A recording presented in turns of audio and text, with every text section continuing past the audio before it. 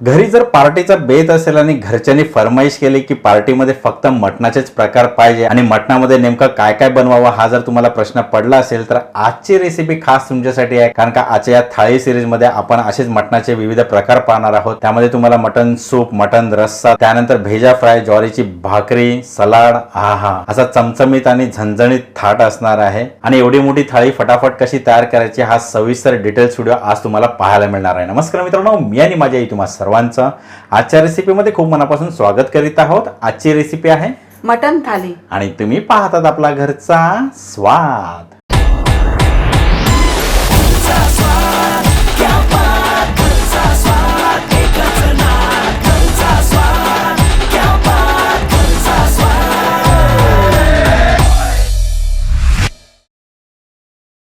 मित्रांनो, तुम्हाला सर्व साहित्यांचे प्रकार आपल्या डिस्क्रिप्शन बॉक्समध्ये पाहायला मिळेल. आता पटकन आपण कृतीला सुरुवात करूया. इथे मी बकऱ्याचं मटण घेतलेलं आहे. आता या जागी तुम्हाला मेंढ्याचं मटण घ्यायचं असेल ना तर तुम्ही मेंढ्याचं मटण सुद्धा घेऊ शकता. आता आपल्याला मटण रस्सा आणि मटण सूप या दोघांसाठी लागणारं मटण आहे ना ते एकत्र शिजून घेणार आहोत आपण. आता इथे मी कुकरमध्ये तेल गरम करून घेतलेलं आहे. तर यामध्ये आपल्याला खडा मसाला घालायचा आहे. तर इथे मी खडा मसाला घेतलेला आहे. तर खडा मसाल्यामध्ये मी दालचिनी घेतलेली आहे, मसाला वेलची घेतलेली आहे, लवंग, हिरवी वेलची, तमालपत्र, जावित्री, चक्री फूल आणि काळे मिरी. तर आता हे तेलामध्ये घालूया आणि हे खडा मसाला आहेत ना चांगले परतून घ्यायचे आहेत.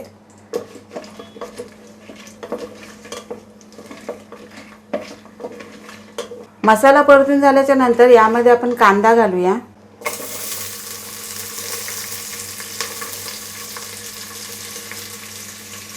आणि हा कांदा आहे ना तो सोनेरी रंगावर परतून घ्यायचा आहे.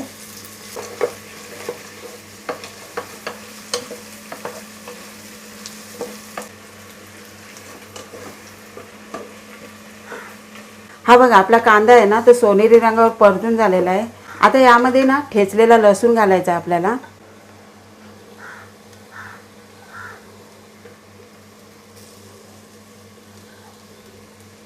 हा सुद्धा ना आपल्याला परतून घ्यायचा आहे.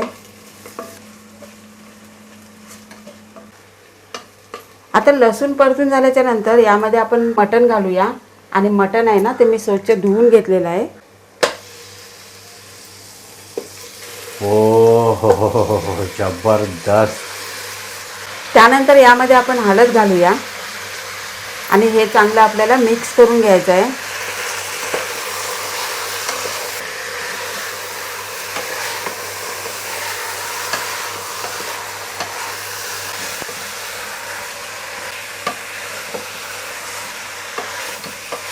आता बघा आपण मटण सूप बनवतोय तर यामध्ये ना मीठ नाही घालायचं आहे आपल्याला. तर यामध्ये ना मी गरम पाणी घालणार आहे आता. आणि मित्रांनो, जर तुम्हाला हे मटन सूप थोडंसं स्पायसी हवं असेल तर तुम्ही यामध्ये 2-3 मिरच्या आहेत ना म्हणजे हिरव्या मिरच्या त्या तुम्ही फोडणीला घालू शकता. तर आपण इथे मटन सूप आहे ना स्पायसी वगैरे बनवत नाही आहोत, थोडंसं अळणी ठेवणार आहोत ह्याला. तर चला आता यामध्ये गरम पाणी घालूया.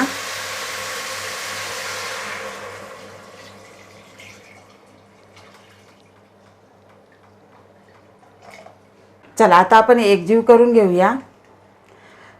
आणि हे मटण आहे ना ते 15 मिनिटं आपल्याला कुकरला शिजून घ्यायचं आहे.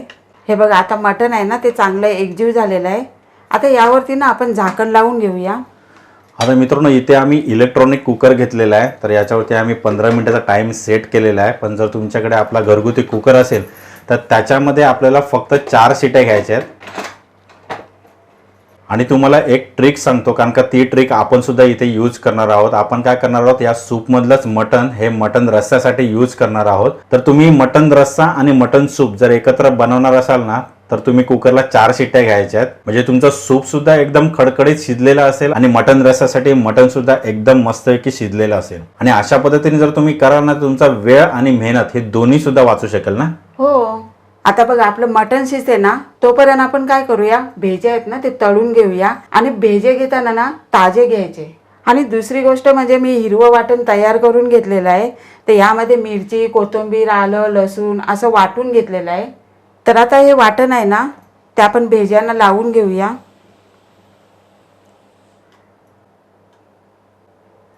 त्यानंतर जाईल यामध्ये हळद,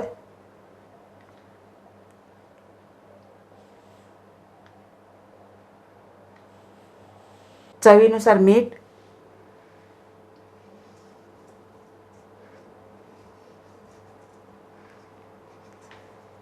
आणि हा आपला घरगुती गरम मसाला.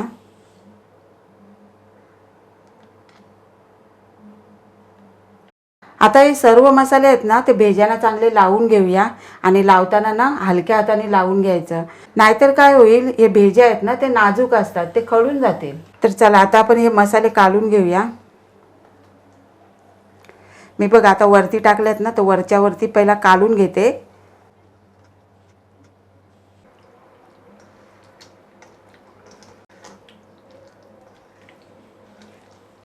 तर हे बघा मसाले चांगले लावून झालेले आहेत.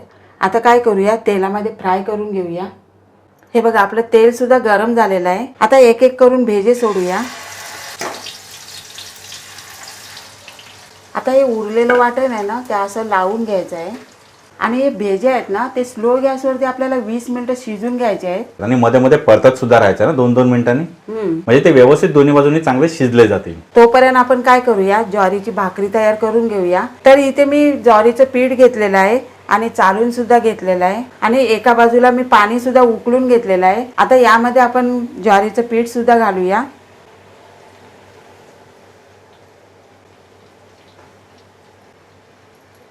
आता आपण चांगलं घाटलून घेऊया. आता ही उकड आहे ना ओलसर असली ना तर आणखीन पीठ घालायचं आहे आपल्याला. हे बघा ओलसर आहे. एकदम आपल्याला ओलसर नाही ठेवायचे आहे आणि एकदम सुकं सुद्धा करून घ्यायचं नाही. म्हणजे लागेल तसं आपण यामध्ये घालत जायचं ना. हो.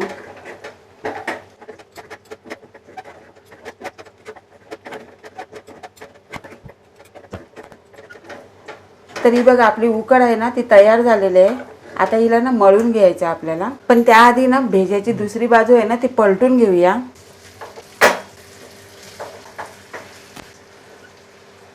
आता मी किचनवरतीच करून घेणार आहे. तर इथे मी अगोदर किचन स्वच्छ करून घेतलेलं आहे.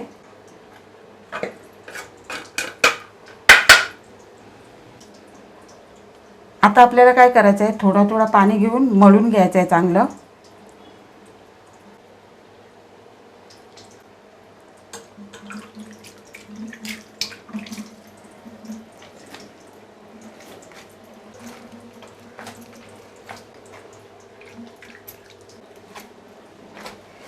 हे बघा आपलं पीठ चांगलं मळून झालेलं आहे. आता काय करूया, भाकरीसाठी गोळा तयार करून घेऊया. तर इथे मी एवढं पीठ घेतलेलं आहे. आणि जेव्हा जेव्हा आपले हात कोरडे पडत जातील तेव्हा तेव्हा आपल्याला पाण्याचा वापर करायचा आहे ना. हो.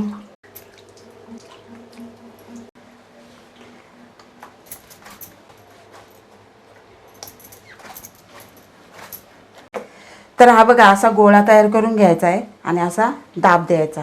दाब देऊन झाल्याच्या नंतर असा थोडासा पाणी, म्हणजे घ्यायचं नाही पाणी, तिथल्या तिथेच असा हात फिरून घ्यायचा आणि लाटण्याला सुद्धा असा पाणी लावून घ्यायचं आहे आणि लाटून घ्यायची.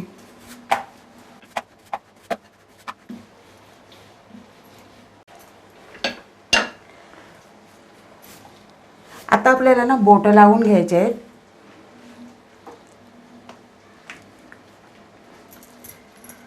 तर अशी बोटं लावून घ्यायची.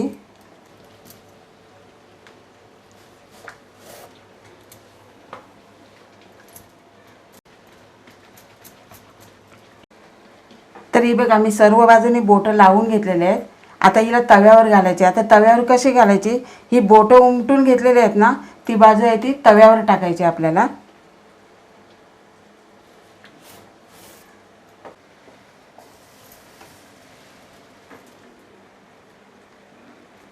साधारण 1 मिनिट झालं ना का हिला उलटून घ्यायचे आहे.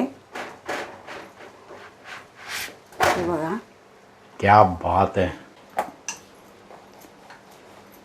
आता ज्या बाजूला आपण बोटं लावलेली आहे ना ती बाजू तुम्ही पाहू शकता, मस्तपैकी व्यवस्थित शेकलेली सुद्धा आहे. आणि त्याच्यावरती बोटांचे चांगले मस्त की ठसे सुद्धा मस्त रोस्ट झालेले आहेत. आणि भाकरी भाजताना आपल्याला गॅस आहे ना तो मोठाच ठेवायचा आहे. कारण एक गोष्ट लक्षात घ्या, मध्यम किंवा स्लो आचेवरती भाकरी आहे ना व्यवस्थित भाजली जाणार नाही. आता उपडी घालून घेऊया.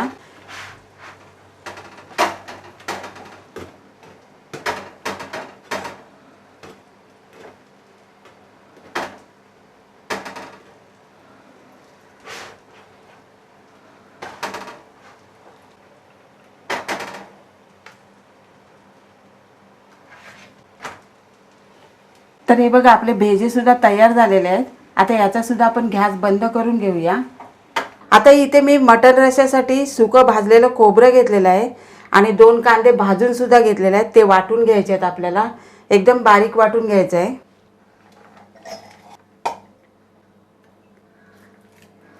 आता यामध्ये ना थोडासा पाणी घालूया.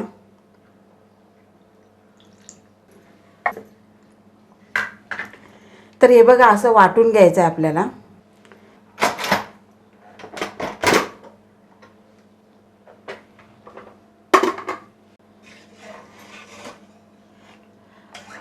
हा बघा आपला मटण सूप आहे ना तो तयार झालेला आहे.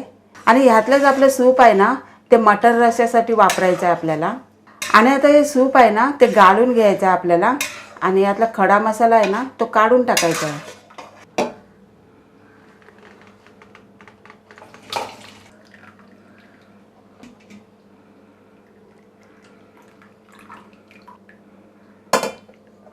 वा, इथे मी मटण सूप आणि मटण हे वेगळं करून घेतलेलं आहे. आता आपण मटण रस्सा तयार करून घेऊया. तर आता तुम्ही पाहू शकता इथे कढईमध्ये तेल सुद्धा तापलेलं आहे. आता यामध्ये ना आपण काय करूया, कांदा घालूया. आता आपल्याला कांदा आहे ना तो तांबूस रंगावर तळून घ्यायचा आहे. आता तुम्ही पाहू शकता आपला कांदा आहे तो तांबूस रंगावर तळून झालेला आहे. तर आता त्यानंतर आपल्याला काय करायचं आहे, हे हिरवं वाटण आहे ना मगाशी केलेलं ते घालायचं आहे आपल्याला. परतून घेऊया. आणि यामध्ये लगेच आपल्याला हे सुके खोबऱ्याचं वाटण तयार करून घेतलेलं आहे ना ते घालायचं आहे. आता उरलेलं वाटण आहे ना ते सुद्धा आपण काढून घेऊया.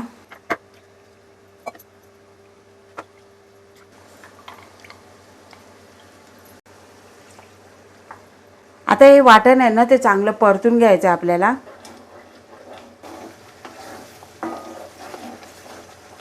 आता वाटण परतून झाल्याच्या नंतर यामध्ये आपण वालावरकर यांचा मटण मसाला घालूया, कारण ह्याच मसाल्याने आपल्या मटणाला स्वादिष्ट अशी चव येणार आहे.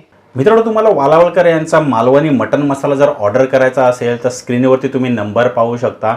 या नंबरवरती तुम्ही कॉन्टॅक्ट करू शकता आणि कॉन्टॅक्ट करून तुम्ही आपले मसाले यांच्याकडनं ऑर्डर करू शकता किंवा ह्यांना डायरेक्टली या नंबरवरती व्हॉट्सअपसुद्धा करू शकता. आणि जर तुम्हाला पर्सनली यांच्या शॉपमध्ये जर व्हिजिट करायचे असेल तर मुंबई लालबाग येथे वालावलकर यांचा स्वतःचा एक मस्तपैकी आउटलेट आहे. या आउटलेटमध्ये जाऊन हे जे मसाले आहेत तुम्ही ते विकत घेऊ शकता. शिवाय वालावलकर यांचे मसाले Amazonवरती सुद्धा अवेलेबल आहेत. लिंक मी डिस्क्रिप्शनमध्ये दिलेली आहे आणि कॉन्टॅक्ट नंबर ॲड्रेस सुद्धा डिस्क्रिप्शनमध्ये दिलेला आहे. त्यानंतर हळद, हा घरगुती गरम मसाला. आता चांगलं एकजीव करून घ्यायचं आपल्याला. आणि त्यानंतर हे वाटण आहे ना तेल सुटेपर्यंत आपल्याला परतून घ्यायचं आहे. हे बघा आपलं वाटण सुद्धा चांगलं परतून झालेलं आहे आणि बाजूला तेल सुटायला सुरुवात झालेली आहे. तर आता यामध्ये काय करूया, काश्मीरी मिरची पावडर आहे ना ती घालूया. आता ही सुद्धा आपल्याला परतून घ्यायची आहे.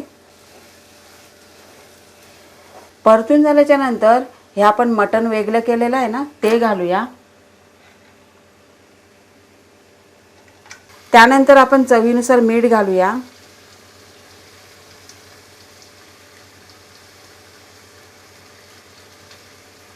आता चांगलं एकजीव करून घेऊया. आणि आता एकजीव झाल्याच्या नंतर हा मटण सूप तयार केलेला आहे ना तो घालूया.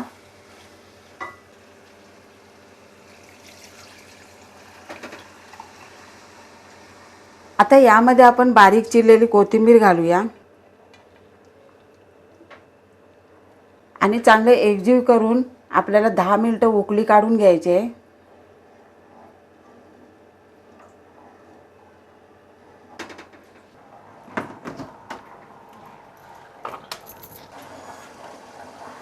हा बघा आपला मटर रस्सा ना तयार झालेला आहे. आता गॅस बंद करून घेऊया.